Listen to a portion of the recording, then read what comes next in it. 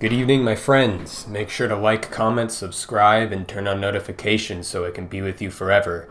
I'm going to be leaving my email in the description, so if you want to contact me for anything at all, feel free to do so. Today I'm going to be talking about everyone's favorite subject, which is the subject of religion and the incessant desire to sort of adhere to the belief that religion is an absolute evil, that religion should be abolished, that religion should be excommunicated from society, which is generally the consensus nowadays.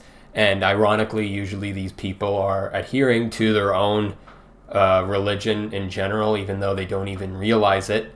Or if they're not adhering to a religion, they're adhering to basically their own ego-driven whims and desires that are kind of just free-floating around, and they don't really have any grasp or solid foundation in any kind of principle or moral grounding. And so both of these things are obviously problematic. So when people say, let's say if we're talking about the former problem of people who dislike religion and adhere to another religion, although they don't actually admit it, for example, let's look at people who adhere to science, who believe in science.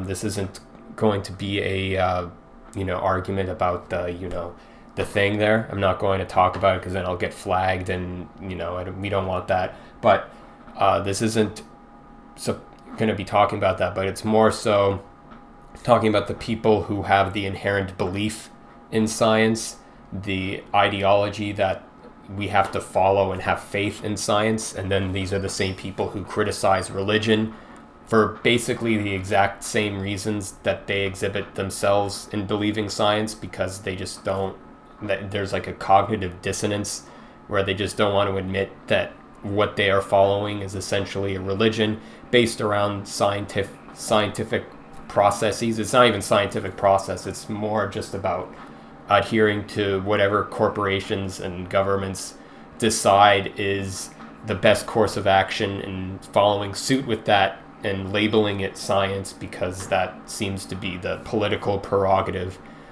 And so because of that, we see a lot of people who are anti-religion basically condemning the principles of a spiritual foundation in order to assert some kind of materialistic ideology that usually, actually just all of the time, just doesn't really live up to its own virtues, so to speak. And this accounts for spiritual religions as well, which is why people have become dissatisfied with religious systems in the first place. But the whole point of this video that I want to make is to defend the idea of a religious system, not from the standpoint of the inherent, the ironic dissonance that people have towards religions while also following their own conception of a religion, whether it's a political ideology or some kind of belief in a aspect of society, what have you. Everyone kind of has their own sense of religion, whether they think they're anti-religion or not. And in regards to spirituality, in regards to people who identify as being spiritual, so to speak, who are against religion in favor of spiritual practices, I personally see, I'm not going to say we as if whoever's watching this is agreeing with me. I don't know who you are, but let's say you have a spiritual person who adheres to Gnostic teachings, right?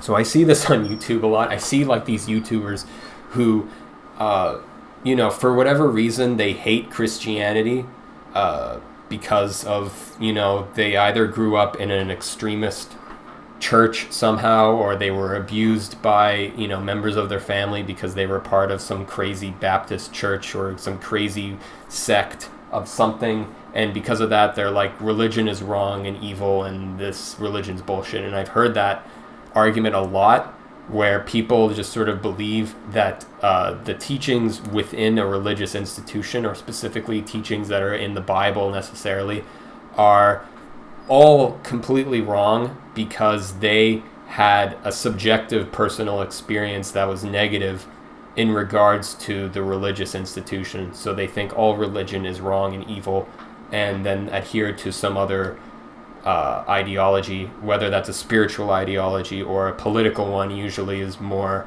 in line where they'll become a lot more materialistic, or they'll become atheist. And I find it's a very poor argument in favor of atheism when people just sort of point out the faults of Christianity, or specifically like specific sects within Christianity, and then they'll hold a very nihilistic historical viewpoint, in the sense where they'll pick and choose moments in history to sort of segue their own view that religion doesn't work. So let's take, for example, I'm kind of branching off here, but I'll go back to my previous argument later. But let's say they're adhering to a science-based religious ideology, and so they're against religion in the context, and they'll believe in the fact that science is what has led people to modern medicine and curing disease, blah, blah, blah, blah, blah. What they fail to understand, actually, is that the concept of a hospital was invented by the Catholic Church. The idea of, let's go and figure out and find a way to heal people who are sick, bring them into an institution where they can be looked after by nurses and doctors, was invented by the Catholic Church. This did not exist before that. Before that, you just had these, shaman people living somewhere, these like individual healers, which may or may not have worked either way. There was problems with ideology, which the Catholic Church deemed as being witchcraft or not, which is, that's kind of a whole issue altogether of interpretation that's kind of gets befuddled in political control, which is also determinant based upon specific moments in history when specific people in power decided to sort of become antagonistic towards healers or people who practice medicine. But in general, before that, we did have the hospital setting as a construct invented by the Catholic Church.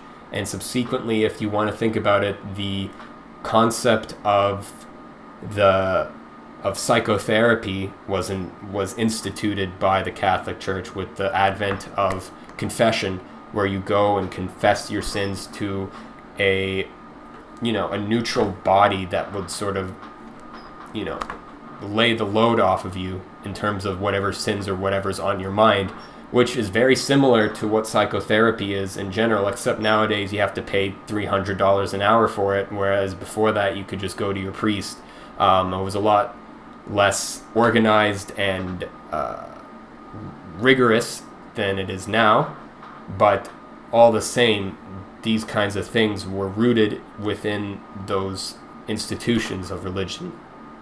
So now that we talked about that, I want to go back to the spiritual New Age kind of people who reject religion and then adhere to sort of more esoteric spiritual practices, right? So I've made a video on esoteric knowledge before and why I'm not against it, but I'm cautious about it. And I sort of employ, if people are interested in spirituality, I generally recommend to be wary of esoteric knowledge and sort of establish yourself in a religious system beforehand, before delving into esotericism, because you will basically just lose your mind if you're not careful.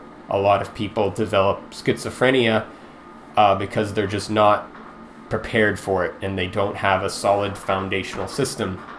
And the foundational system is basically embedding a foundation into your flesh, so to speak, into your body, so you can ascend later on.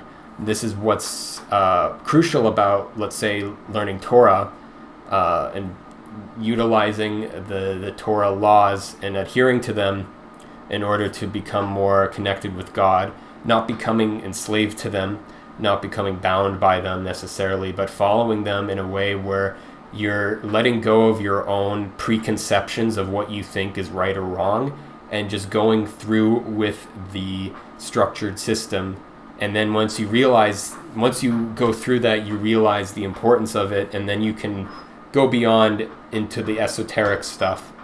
And I think that is the proper way. But what you're seeing now is a lot of people rejecting religion in favor of, let's say, Gnostic texts, which are very distorted accounts of things, especially within Christianity. In fact, I would argue that Paul's writings are Gnostic in the sense that they're distortions of the Torah law. And I find it very problematic when I see Christians overly quoting Paul's letters as if they are like canonical scripture, which I'm just going to say they are not, in the sense that just because he was passionate about God and about Jesus doesn't mean that everything he wrote is scripturally sound. It's not. There's a lot of wisdom to be gathered from Paul's writings, but at the same time, there is a lot of distortion because he's writing from a very emotionally fervorous viewpoint. And in order to sort of sift through that and understand it properly, you have to go back and study the old texts in the Bible, which are very much consolidated in a religious format. And that's really the value of religion, is that it provides you a framework. And this isn't to say that Judaism or Christianity necessarily, but you can also look at it from a Buddhist perspective or even a Hindu perspective, although I don't really ascribe to Hinduism, and I find, let's say, Hare Krishna to be a poor religious choice from my own personal opinion. There might be some inherent truths to grasp from that, but I generally think that the Judeo-Christian principles of religion outside of the New Testament, I'm talking about the Old Testament, the specific law, not the halakhic law that's in Judaism, because that's also, they're adding laws to that as well. I'll get into that in a little bit, but I'm talking about people who are engaging in spiritual practices. It's good to just follow, let's say, just the 10 Commandments even, or just to go back and just read the Bible, and don't go at it with a sense of trying to attack it and trying to disprove things or trying to nitpick it, or even go through it and say, well, I like this and I don't like that. I don't really, this isn't my truth or whatever. You go through it in a way that is receptive, because you don't know shit. That's the reality, is that people, you don't know anything. You think you're spiritually gifted because, I don't know, you took acid one day and you uncovered the meaning of the universe, and you recognize everything is one, and we're all part of the unified consciousness. We get it. The point is that you need to bring that into reality, into this world. And the way to do that isn't through just taking acid and being like, whoa, far out, man. Because you're just rotting your brain. You're just destroying your brain, and that's okay if you're dead. But when you're alive, you need to bring that in a way where it's like, okay, how do I fit this into this world of matter and law, right? There's laws in this world. There's physics, there's laws of physics, laws of time. Yeah, when you're on acid, you're in the world of timelessness. Time is an illusion. Matter is an illusion. Our bodies are an illusion. But guess what? We're here now anyway. We're here in the illusory world, the material world, whatever you want to call it, that. And you need to integrate that into the physical world, right? This is real enlightenment, okay? Enlightenment in the sense where you uncover a truth about the spiritual world and how everything is connected. That's noob shit. That's beginner stuff. You're not going to get anywhere just uncovering that. You're not going to get anywhere. People think that they've exalted themselves and uncovered secret mysteries. You haven't done anything. What the real work is integrating that principle of spiritual truth into the physical body, into the physical mind, and so that way you can communicate that into your daily life. And that takes a lifetime. That takes a very long time. And look at someone like Jesus, or Yeshua, I'll use his real name. He uncovered that when he was 33. That was when he was able to actually elucidate these teachings into the real world. It took him a long time. Well, not a long time, because he's Yeshua, so he did it pretty shortly. But then you compare him to Moses, who only did it when he was 60, or Muhammad when he was 40, and Muhammad has issues I won't get into, otherwise someone will put a fatwa on me. I also haven't read the Quran in full. I've read only bits and pieces of it, but when I do that, then I'll really fucking nail myself in there, although I have my own conceptions about that religion and the issues that stem from it. The issues in Judaism, however, are the adherence to laws that have been added into the Jewish customs. And this has been a very serious problem for me. This is kind of a sidetracking. But one of the major issues is even like over small things like dietary laws and customs, right? So when these laws were integrated, they were basically diets to establish a clean sense of living so that you can, eat healthily in a way where you're not overcome by disease, and you wouldn't engage in practices that were mimicking idolatrous nations at the time. One of these was cooking a babe, or cooking a baby calf or a baby goat in its mother's milk, right? That was a big one. So now, because of that was written in the Torah, and it's very interpretive and no one really knows what it means. Now you can't even eat chicken and milk in the same vicinity within an 8-hour time span. Okay, this is a halakhic law that people follow, and they follow it religiously. They're zealous about this law, and I have a significant problem with that, because in the Torah it says do not add to these laws and do not take away from these laws. And this is exactly what they're doing. They're adding on to these extra rules and regulations.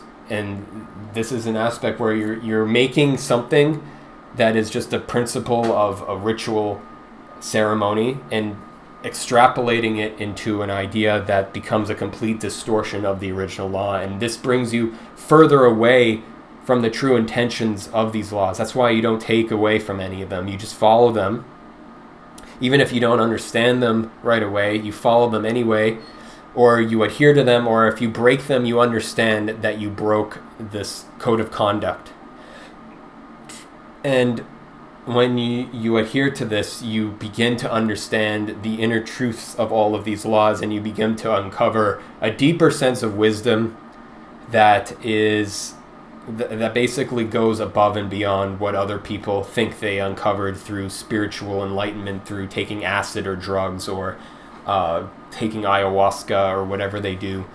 You're actually integrating it in a physical way in which you're not actually bound just by ritual, right? Because this is what you don't want. You don't want to be bound by ritual, but you also want to have a solid foundation, and this is what religion provides you with. And through that, you can ascend and develop yourself spiritually much more proficiently, much more efficiently, and you don't have to be insane to do it. A lot of the people who like to go their own way end up becoming crazy. And I can say this for myself. I'm saying this from my own experience of trying to delve into spirituality without a proper foundation, and I've had to take steps back and reconstruct my principles in life, and it's taken me a long time to reconstruct those things. But even still, at the end of the day, if you're religious or spiritual in this day and age, people are just going to think you're nuts anyway, because people are mostly sick in the head and adhere to belief systems and religions, not in a spiritual sense, but religions in a materialistic sense of ideological beliefs that they think or perceive as being correct, and they do not want to be challenged. And if you challenge them, they'll just think you're stupid or insane. And that's also problematic. The only thing that is recognized as being insane is if you are experiencing debilitating mental suffering that is beyond scope of your control or your ability to actually ascend yourself in a productive way. So obviously, if you go through a spiritual process, you will suffer in some regard. You will go through a struggle. This isn't the same as being insane. Being insane is when you completely break down and lose everything in your faculties and have no faith in anything, and you also just don't really grasp onto any sort of foundational principle, right? So this is the difference in those aspects. Religion in that sense is a balance. You want to have something that's structured and foundational to build upon, but you also don't want to rigidly cling to it and start distorting the very own laws themselves, okay? Because once you start distorting them, then you end up doing things that are contrary to the original intention of the law. One of these things, and I'm going to call out my fellow Jews, the Orthodox Jews who practice this, is that during circumcisions, Orthodox rabbis, they suck the blood out of the circumcised baby's penis. And when I heard this from someone, I thought it was bullshit. I thought it's like, okay, some like conspiracy nut making this up. But then I do my research, and quite a number of Orthodox rabbis do this. For what reason, I don't really know. But it's pretty clear if you read the Torah that consuming blood of any kind is forbidden. It's like it's big no, do not drink blood. So the fact that these rabbis, for whatever fucking reason, decided to logically deduce that sucking the baby's circumcised dick's blood was somehow holy is a complete perversion of the Torah. It's a complete perversion of law, and it's a result of this over-adherence to the law in the first place, of adding into these laws, adding into these customs and rituals that do not serve the law, do not serve God. You think God is impressed because you separate your dishes between meat and milk and you wait 8 hours from when you eat chicken to drink a glass of milk? It's insane. Like, you're not doing anything. You're not cultivating a spiritual practice. You're just you're nitpicking into ideas of laws for the sake of upholding your own identity. That, look at us, we're not Christian. Like, big fucking whoop. You think anybody gives a shit? You think God gives a shit about that? Like, wake up a little bit, you know? And the same accounts for Christians. But the problem with Christianity is that often they'll just make shit up. They'll just add laws in or add in principles to things that just aren't even anywhere. They'll just say it because, and they'll just validate it because they think it, you know? I'm trying to think of like an example, but like, let's just say like the Crusades of just murdering people, or murdering, let's take the other scenario where Christians are anti-science, anti-medicine. Why? For what reason? Because like you have to adhere to the principle that God is supposed to be the one. God is the one making science possible. If it wasn't for God, science wouldn't exist. Okay, here's the thing. Like, if God didn't want there to be cures for disease, then God wouldn't make it possible for there to be cures for disease. That's why we can't time travel, because we're not supposed to travel back in time. So God made it impossible for us to travel back in time. But for things like, I don't know, smallpox, okay, there was an ability for us to vaccinate ourselves so we don't have to deal with those diseases anymore. Okay, this is me taking a pro-vaccine stance, and it's very clear that because of this, we have been given an opportunity to not have to deal with smallpox anymore. That is a blessing, okay? So the advent of science is a blessing in itself, okay? Saying that it's witchcraft, first of all, you don't even know what witchcraft is. You're reading something in a Torah that says witchcraft is forbidden. Do you know what sorcery and witchcraft are, what they're talking about? They're talking about when crazy people living in the mountains decided to poison well water so that children would die, okay? That's what like sorcery was back in the day, or witch doctors, or whatever you want. Just people who did fucked up shit. And they're like, yeah, don't let these people live. Yeah, well, duh, no shit. You have someone poisoning children and killing them. That's obviously someone you do not want in your society. But then Christians interpret it a different way, that anyone who practiced science is a witch and a wizard and practicing demonic things. No, like if it's demonic, it's something that makes you less human, makes you less alive, makes you less likely to live in the world, okay? So disease is demonic. Things that, like, bring you back, that test you. That's what Satan is. Okay, everything's under God. So if you're being tested by a satanic force, then you have to be the one to adhere to God. It's not the other way around. It's not other people that have to do it. It's all about you. If other people are criticizing you and condemning you and being an obstacle, it's on you to adhere to your own sovereignty and adhere to your own sense of, virtue, righteousness, whatever you want to call it. It's your responsibility. And it's the same thing with religion. You can't expect other people to convert to your religion. You can spread the message. You can be open and tell people the truth of everything, but you cannot expect people to adhere to you. This is what Yeshua found out when he died on the cross, because every single person rejected him anyway. Okay, he realized that just telling the truth didn't really work in the present moment, but it worked later on after he died, and for thousands of years afterwards. But in that moment, he realized that he couldn't force people to accept this truth. All he could do was say it and then die on the cross anyway, die for people's sins, and then people uncovered it later on. And you have to be the same way. I mean, you don't have to die, you don't have to be a martyr necessarily, but you have to recognize that you cannot force people to adhere to your religion. The religion's for you, it's not for other people. This is the main thing that I want to drive home to people listening to this, is that when you adhere to a religion, it's your responsibility. It's not your responsibility to force other people to adhere to it. It's important for you to be open and spread it. You don't want to keep it a secret and make it like this secret thing that only you do and you think you're superior to everyone else. You want to be open and accepting to other people and helping them along the way, but you cannot force them because it just won't work.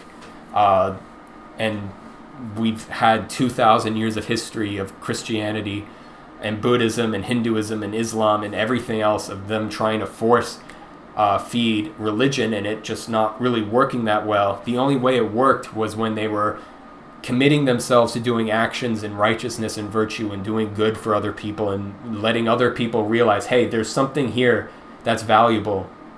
Okay? And that is what was valuable. It was what the people did something right. And this is where you have the dichotomy of history, where people like to ascribe evil towards religion in history when they forget that there was a lot of good things that religion has done in history institutionally that provided people opportunities to better their lives, enrich their lives, give them opportunities to sort of bring themselves out of the rut of, typical serfdom. Don't forget, before religion was around, you basically lived your life as a slave or as like a laborer, and that's it. You didn't have any other opportunities. In specific Christianity offered a way out of that lifestyle so that you could ascend, and nobody was judged based off of where they were born or their creed or their color of their skin. That's the principle of what Christianity brought forward. It was only later that they decided to turn it into this hierarchy, which is after the 12th, 13th century. Around the 13th century was when the shift started to happen. Unfortunately, the history before that time, which is known as the Dark Ages, isn't actually that dark. It was actually a very progressive time for humanity. It was actually a very beneficial time. A lot of people excelled in Christian thought and Christian ideology, and they prospered during this time. The High Middle Ages was a very prosperous time. You had ample opportunities. The Crusades were a little iffy, but at the end of the day, the world at that time was a very positive place. It was only afterwards, when around 1284, the dissolution of the Knights Templar, when the Catholic Church started becoming super corrupt and started going after heretics over just nonsensical things, over laws that they added in to the Bible without them actually being rooted in intrinsic truth, was when you started to see a lot of suffering and plagues started coming out, all this other nonsense and all this shit that started happening as a direct result of that. But that's a completely different subject. The point is, religion can be a good thing if you adhere to yourself as a foundational system and utilize it as a way to follow and build yourself a foundation so that you can ascend spiritually in a confine, right? believe me, you do not want to just be out in the open freely, just doing whatever, because you'll end up getting burnt. You'll end up hurting yourself, hurting your spirit, hurting your soul, because you didn't have the proper foundations in place. And that's a big problem nowadays with the internet and all these spiritual practices, this esoteric knowledge that's just freely available on the internet, is you find people grasping onto them and rejecting foundational principles. It's like building a skyscraper without a foundation. Everything just falls down and crumbles into the dust, and you end up with nothing. You don't get any spiritual progress. Your physical reality becomes destroyed. You just are left with nothing, essentially, except for like mumbling obscenities that are meaningless to everyone and don't provide anyone with any meaning. You just become schizophrenic, essentially. Even though for some people schizophrenia can be a genetic factor, whatever, the point is that you do not want to be that kind of person. You want to be able to hold your own sense of authority in the world and, walk towards enlightenment. You don't want to rush it. You don't want to force it, because you'll end up grasping onto a belief system in yourself. You might even get possessed, God forbid, by some demonic force, or become part of a cult even, which you don't want. You don't want to take the shortcut route. You don't want to take easy ends.